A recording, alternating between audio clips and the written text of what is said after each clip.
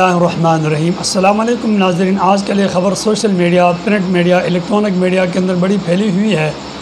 وہ خبر یہ ہے کہ اسرائیل کو عرب امارات نے تسلیم کر لیا۔ یہ خبر جو ہی پھیلی پورے عالم اسلام کی نظریں پاکستان اور ترک پہ ٹھہری کہ ان کے حکمران اس بارے کے اندر کیا تبصرہ کرتے ہیں۔ حسب روایت، حسب سابق،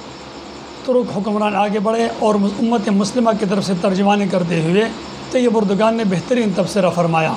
کہ بعد پاکستانی حکمران تو خاموش رہے، لیکن پاکستانی سیاست کے اندر ایک بہت نامور شخصیت مولانا فضل الرحمان صاحب آگے آئے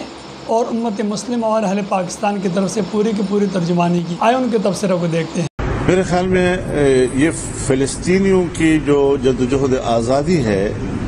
یہ معاہدہ بالکل اس 70 سال کے دور پر محیط جدوجہد آزادی کی نفی ہے، اور اس حوالے سے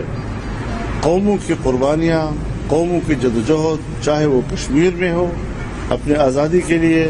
یا فلسطین میں ہو اپنے آزادی کے لیے، اس کی کوئی قدر و قیمت نہیں ہے۔ اور اسی طرح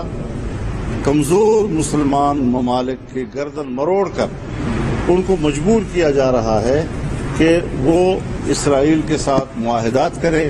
اس کو تسلیم کرے، اور ان کمزور ممالک میں سے ہے کہ میرے نزدیک کم از کم وہ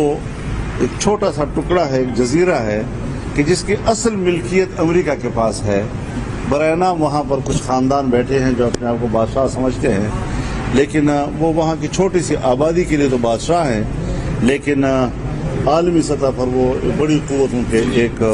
پپٹس کی حیثیت رکھتے ہیں، اور ان سے یہ قسم کے فیصلے کرائے جاتے ہیں۔ بہرحال UAE کا عمل نہ تو عرب دنیا کی نمائندگی ہے، UAE اتنا بڑا ملک نہیں ہے، نہ ان کی وہ حیثیت ہے کہ اس کا فیصلہ امت مسلمہ کا فیصلہ ہو۔